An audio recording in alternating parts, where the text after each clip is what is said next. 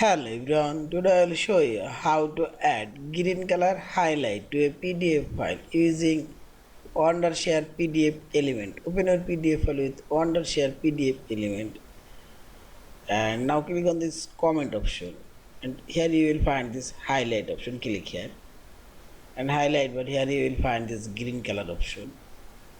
Now drag your mouse cursor and select your text as green color now added, and this right side dot properties icon, here you can see the green color opacity and see this.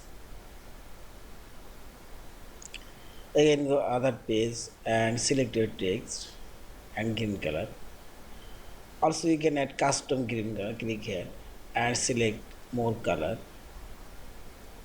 define custom color, and here you can add your desired green color and select OK and see this, and increase this color opacity, and this is.